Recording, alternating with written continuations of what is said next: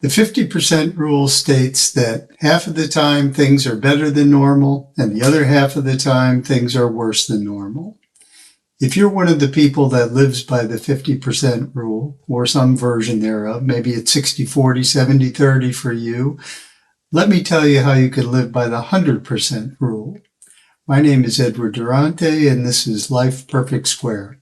That's right. You have the ability to change your perspective at any time. You know, the things that happen in your life are not so much tied to circumstance and outcome as they are to perspective and point of view. You can look at things and decide that they are woefully bad and unjust, or you can look at them and say to yourself, you know, this could be a learning experience. Perhaps I'll find something that will deepen my understanding of life, of myself, of other people, and I will be a better person for it. It's not always easy to do that. We go through trials and tribulations in our life. We have different times of grief and mourning and loss, but those times typically lead to something better in our lives, something deeper, something that we feel and that we are able to recover from. We're able to go on. We're able to look at things differently and oftentimes find the greatest inspiration in that. You know, Lenny Bruce, who was a comedian in the 50s, late 50s and early 60s, said that the definition of comedy was pain plus time. That's kind of true, isn't it? You know, the things that hurt you the most, maybe you were jilted when you were young, your boyfriend or girlfriend at that time who you thought was going to be your lifelong partner up and left and went off with someone else. Maybe if you were a cheerleader, maybe your boyfriend, you know, left and went with the prom queen, and that was devastating. Or maybe it happened the other way around. You know, the point is that, you know, you have to look at things and have a perspective over a longer period of time. You have to be able to shift your paradigm. Stephen Covey in The 7 Habits of Highly Effective People gave a great example of shifting one's paradigm, because when you find out about things and you have a little bit more information, perhaps you are operating on the wrong paradigm. So he gives the following story, which I related in another podcast, but it's worthwhile reviewing here. So a man's on the train going home from a hard day's work, and he's reading his newspaper, and he's had a difficult day, and all he wants to do is get home and kick the shoes off, maybe fix himself a drink, and have a quiet evening. Meanwhile, there are these two children that are unruly, running up and down in front of him, you know, practically falling into him, kicking into his feet that are out in the aisle. And he looks over and he sees the dad sitting there, and the dad's just watching them run up and down. They interact with other people on the train, and they're shouting and screaming and gesturing and playing with each other. And he keeps thinking to himself, why doesn't this dad say something to these children? Doesn't he realize how disruptive they're being? And this goes on for a while, and you know, he continues on, and train stops at a couple different stops, and children's behavior is the same. And finally, they get to the last stop, and apparently the children and the father are getting off at this last stop along with the businessman. And the businessman steps up, and he's ready to leave, and the father taps him on the shoulder, and he says to him, you know, I'm really sorry that my children were unruly, and I know they upset you a little bit. I saw that you were visibly upset, but they just came from the hospital where their mother is suffering from a terminal illness, and everything was so tense and sad. And I just thought that they needed the time and energy to release that emotion and find themselves as children again. And instantly, the businessman understood what was taking place, and he shifted his paradigm and his perspective all at one time. Often, this is what happens in our own lives. And we're maybe a little slow on the uptake. We think that things are always so terrible. I'll give you an example from my own life. I started to think about having a podcast like this to impart positive messages and pick people up and inspire them to be more that they could be and to increase their awareness and their consciousness a long time ago. And I kind of pushed it down because I was doing business all the time. And then ultimately, I found myself in trouble with the Department of Justice and eventually was indicted and had to spend time in the Federal Bureau of Prisons. In all, I spent over 18 years in the Federal Bureau of Prisons. And while I was in there, and this was a dark time in my life to be sure, family suffered, other people suffered, those close to me, people who were hurt by my actions. All of those things took place. Also some severe loss of family ties, even loss of family members who passed while I was serving my time in federal prison. However, while I was there, I decided that I had to be productive. I'm an avid reader. I read hundreds of books. I happen to be a speed reader as well, so it was easy for me to get through texts one after another after another. It's not about my reading or my speed reading or those talents that I had or the skills that I acquired. What it is about is that I decided I needed to put my talents and my energies to a positive use. So I decided I was going to teach some classes. I started out as a GED instructor, helping people to get their high school equivalency test, which was kind of an interesting thing in itself. I was in a medium to high security federal facility where some people were in there for 10 years was a short period of time. There were people in there who were doing life without parole. They didn't have a number. They had a letter. The letter was L. And others who had numbers that were 20, 25, 30, 40, even greater than that. And so I started teaching these GED classes and found it pretty rewarding, actually. And I decided, maybe I should teach some other kinds of classes. So I went to the education department and I said, I'd like to teach a class in creative writing. And the instructor said to me, the head of the education department said, well, put together a plan, tell me what the course is going to look like, figure it out over 10 weeks or 12 weeks, tell me what you'll accomplish each week, have an entry-level test coming in to test people's abilities and a test going out, what they would have learned at the end, and tell me what tasks you would have them do along the way. And so I did. I put together this curriculum on creative writing. And I found that the people that were serving these long sentences, some of them with life sentences, were very creative and just needed an outlet. And I was amazed at some of the stories that I got. I got poems from people. I got short stories from people. I got some documentary type things. I got some autobiographical sketches.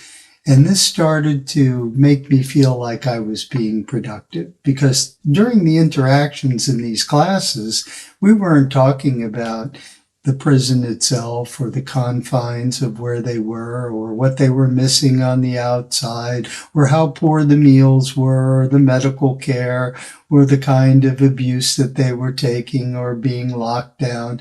None of those things mattered. We were just talking about the creative and inspirational energy of that class.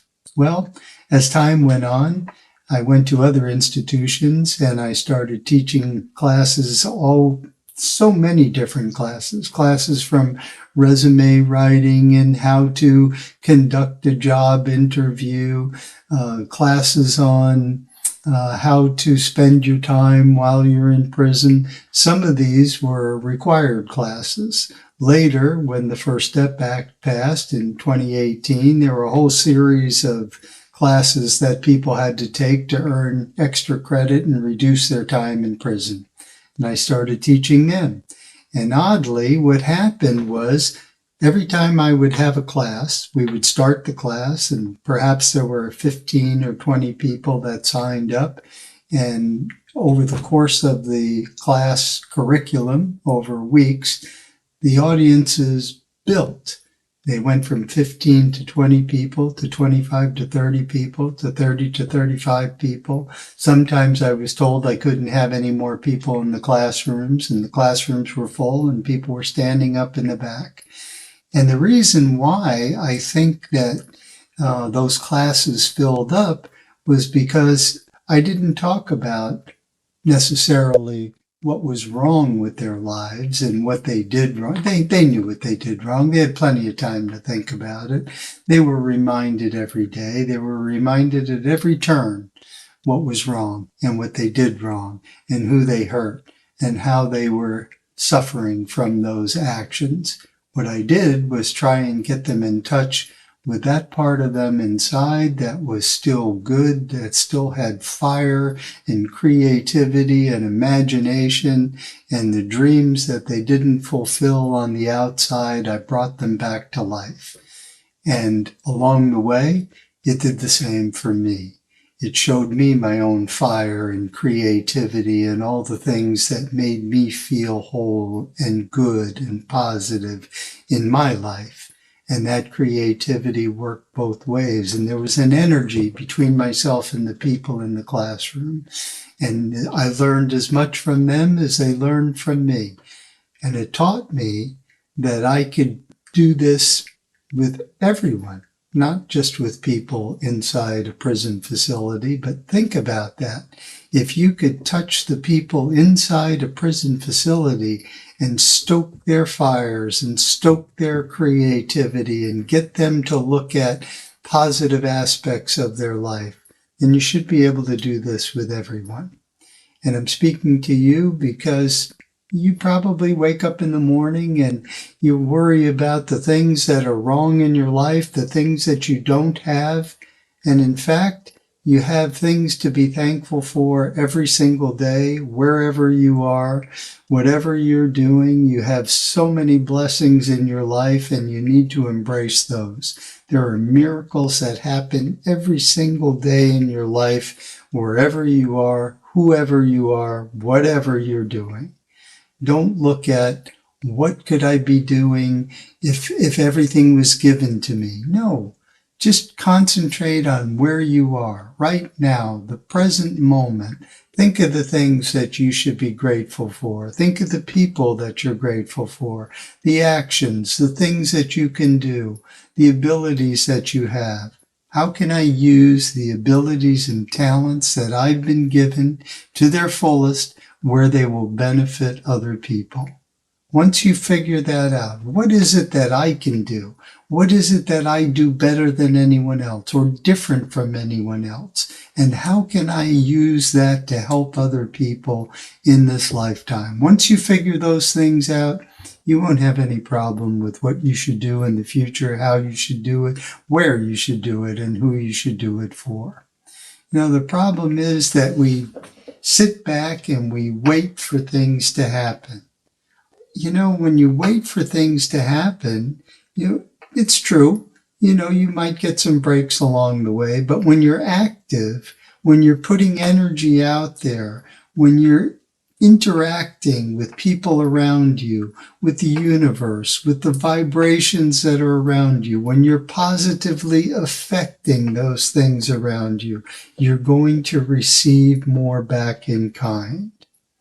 I don't know why people sit back and complain. I've heard it many times. You know, children are happy all the time because they don't have a file that's entitled all the things that could go wrong. Most people that I run into have a big file about all the things that could go wrong. Even when things are going swimmingly well for them, they're constantly thinking about What's going to happen to destroy this? How is this going to be taken away from me?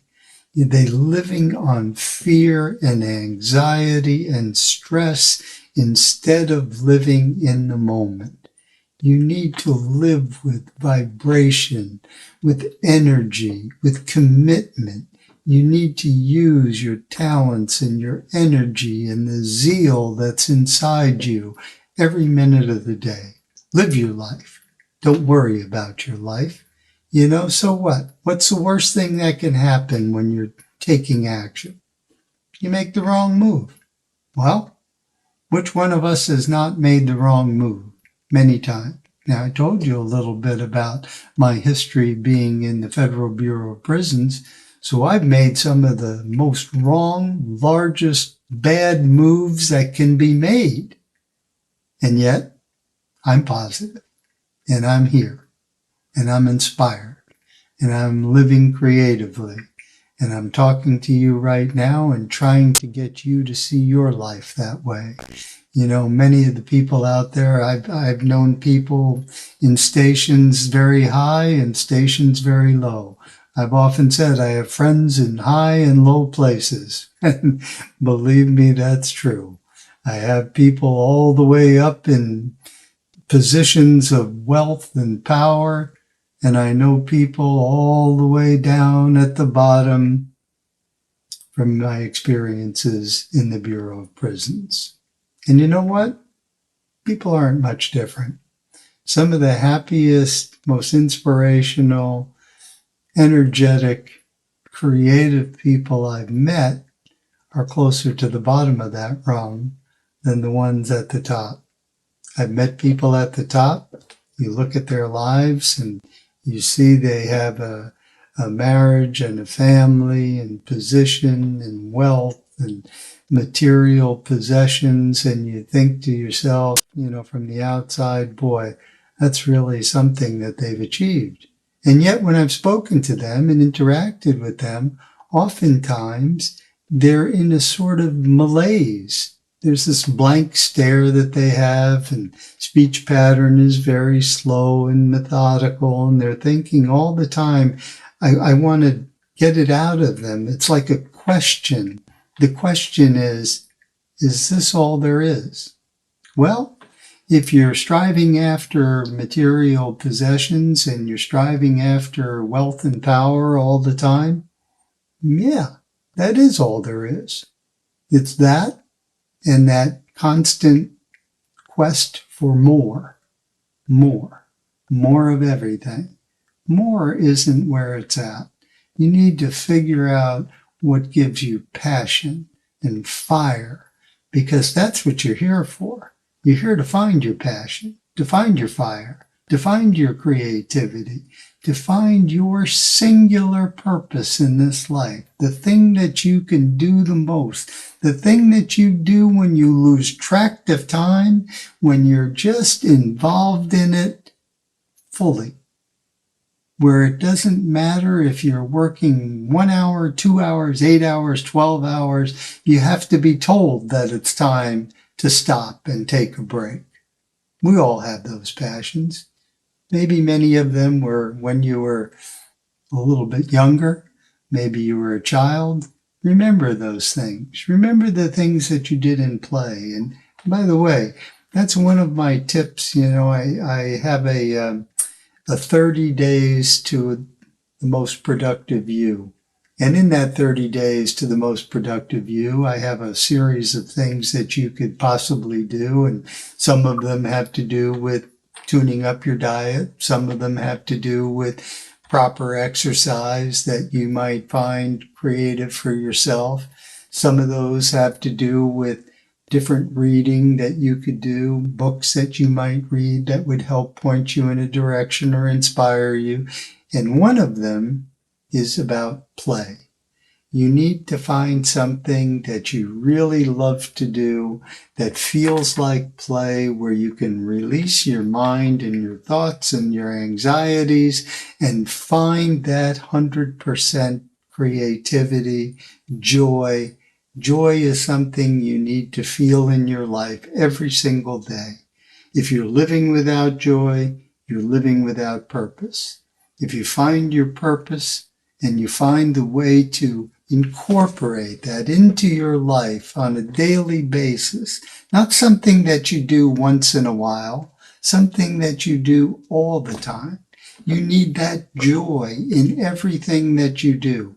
Once you find that joy and that purpose and you wed them together and you transform them into a way that they will help other people, you will be living a life at the highest possible level, at your highest potential, where you're affecting the most people around you all the time.